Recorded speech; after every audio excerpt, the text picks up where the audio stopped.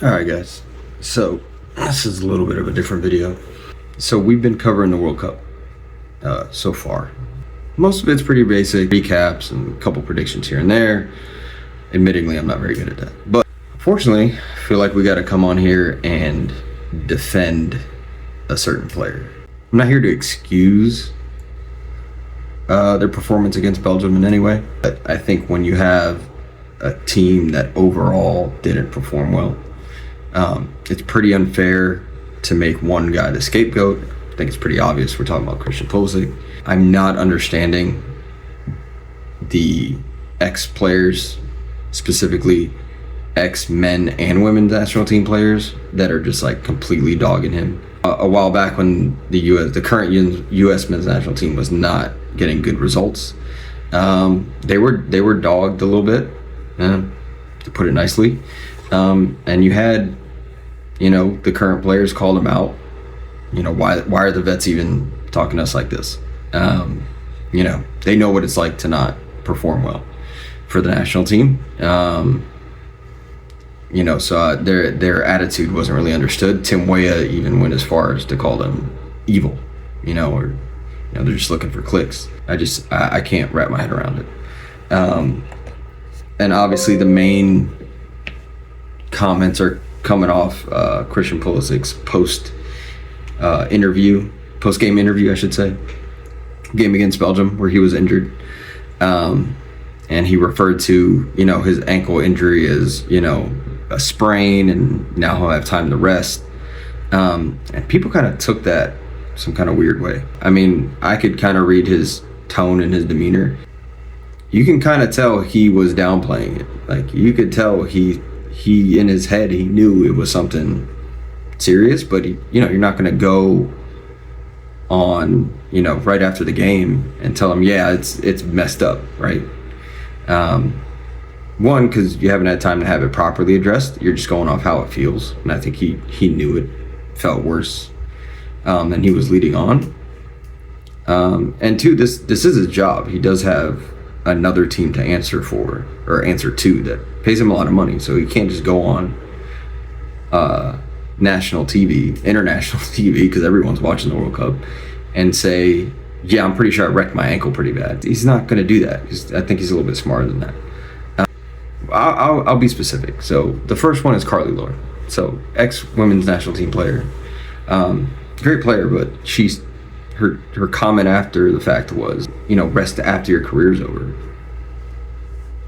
Okay, I want to say he's been playing with the national team, the senior national team, since he was 17. And he's been playing senior club football for probably about the same time, starting at the same age. So he's got a lot of games in him. We've seen him have injury problems before. When it comes out how serious his injury is, microfracture and a bone bruise, she tries to backtrack and says, oh, I wasn't referring to that. I was referring to when he took all this time off last summer, and all this time off, which she claims was a year off. He didn't take a year off. He took off for the Gold Cup, which he stated that he wanted to be fresh for the World Cup, right? He stated that, hey, I have a long Serie A season ahead of me, and it runs right into the World Cup. So I'm just not going to play this tournament, right? He didn't take a year off. He played a full season. Now, what a lot of people forget is he was also injured for a chunk of that. So there's some people that actually rightfully point out, hey, he started Serie A really well, scoring a lot of goals, a lot of assists. He got injured in February. He had a calf injury. Now, I don't know how well it healed or if he was still having any issues with it, but he had a big significant drop-off in performance when he came back to AC Milan to play after that February injury. And as we know, at the beginning of the World Cup, first game, he played really well, and then he had a calf injury. I don't know if it's the exact same calf, if it was a new injury or maybe it was a re-aggravation of what he's been dealing with this whole time. I'm really not sure. But clearly he's been dealing with injury issues. And yeah, I think it made sense. Now the performance is a whole other thing. I think Taylor Twellman said it best, that we're naive to think that he was going to come in and have these crazy good performances for the U.S. men's national team at the World Cup when he hasn't played significantly well for AC Milan in the past 6 months. So, performance aside, I mean, if he's injured, he's injured. But to tell him he's just resting, like he's hibernating until a big moment or something like that is kind of crazy. I think he played as much as his body would let him. Sidney Leroux, who came out and said he rested the whole World Cup. He, like I said, he had injuries, got an injury in the first game. He played in the next game that he physically could. And he did what he could, in my opinion. And some people weren't happy with the performances or the production they got out of him. I think it was a physical thing more than anything, to be honest. I think it's interesting that she made those statements, and then we find out that what Christian's injury ultimately was, and Sidney Leroux had a very similar injury. And she unfortunately chose to play on it because she didn't know exactly what was going on. Thought it was just a sprain, and it turned out, into a bigger problem, and it turned into, a serious surgery and lengthy time off.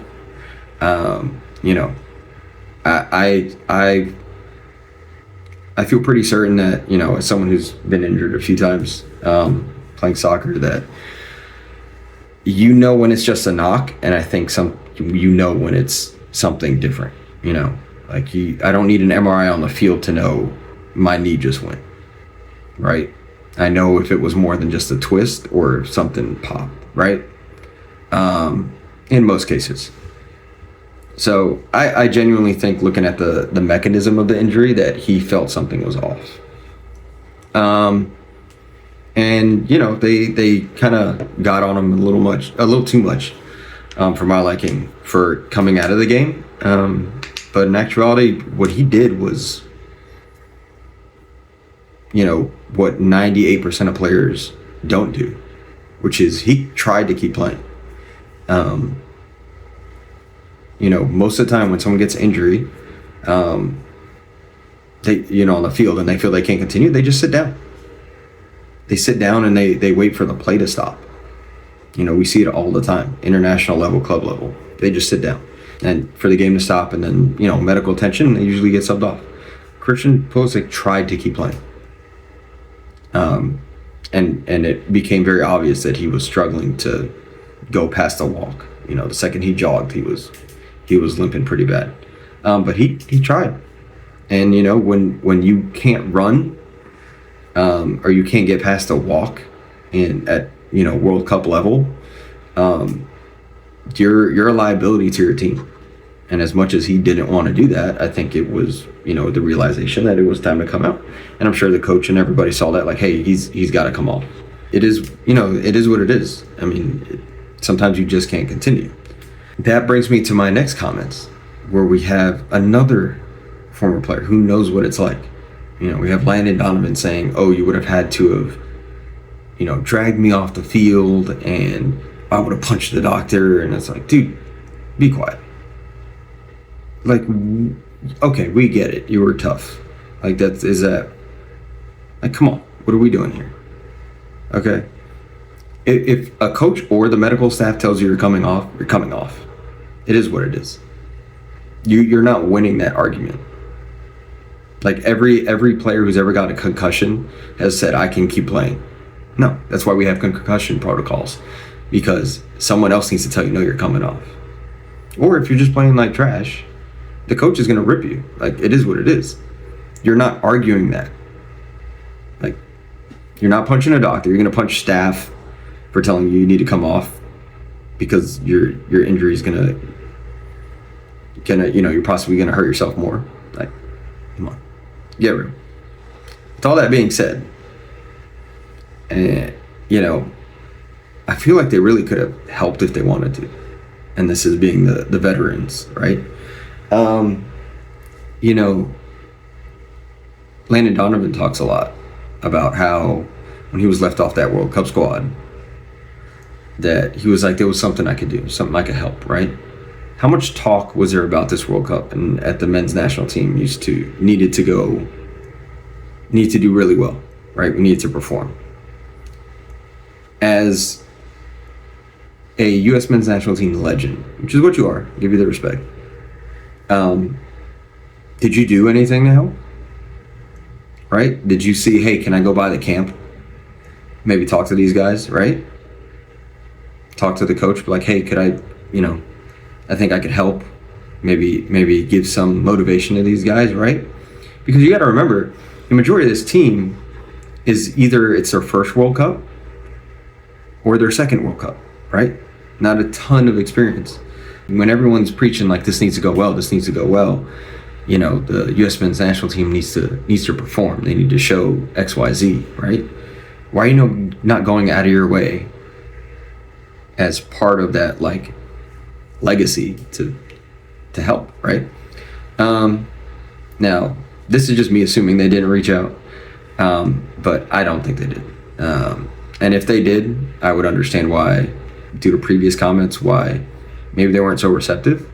But a lot of this talking after the fact it's kind of annoying because when they were doing well at the beginning of the World Cup, you're like, yeah, this is what we want to see. Yeah, obviously we want to see them win. And then once they struggle, then you make it about you. You're like, oh, I would have done better. I'm like, okay, dude.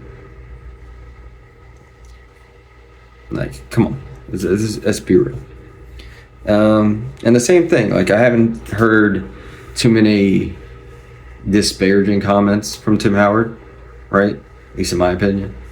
As much as I have from Landon Donovan, they do have a podcast together where they this is where a lot of these quotes and information is coming from. But the same thing,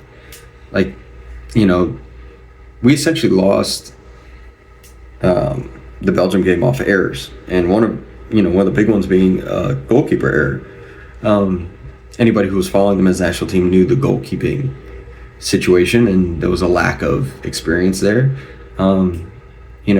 Tim Howard's playing 3 World Cups. He has the record for most saves in a game against Belgium. Just by happenstance. Did you reach out and say, hey man, what can we do? I'm not saying you get to be the goalkeeping coach now, right? Because the team has their staff and the coach, the head coach brings their team. But I can't imagine that if you called up Mauricio Pochettino as Tim Howard or as Landon Donovan or any ex-pro that played for a national team and said, hey, is there any way I can speak to the team? Do you think it'd help? I just like to say a few words. Can I stop by, after practice or whatever? I can't imagine that they would just be like, absolutely not. Right? Because the main thing that everyone kept harping on was, hey, this is a World Cup in the United States. It was a high expectation. And I just feel like when that's the situation, I think every little thing helps or could help, right? What could it hurt? You know what I mean? So, why wouldn't you reach out? I think it's really, really interesting. They know exactly what it's like to get dumped out of a World Cup. They know what it's like to not do well internationally when everyone's staring at you. And they all know, especially now that they're all part of it, they know how the American sports media machine works. And they know they're going to find a scapegoat. And instead of trying to pivot, and try to say, hey, listen, you're not putting this all on one guy because the whole team played poorly that game. They're not. They're just doubling down on it. And listen, there was a lot more teams this World Cup. Technically, we didn't get past where we've been getting past of. There's something to be said that, they made it past teams like Germany and Netherlands. Not that they played them, but when they were eliminated. And these, for example, Germany and Netherlands are two teams that are always talked about possibly winning the World Cup, right? Are they going to be in that last four, right? Could they win it, right? Germany's won it before. In the Euros, same thing. So these are big teams, big international teams that didn't make it further in the competition than the U.S. did.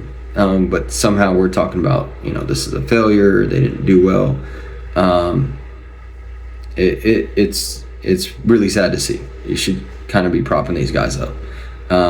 Thankfully, what I can see from social media is that the players are doing that themselves for each other. I think they really, contrary to popular belief and definitely how some of these vets are talking about, I think they're there for each other behind the scenes.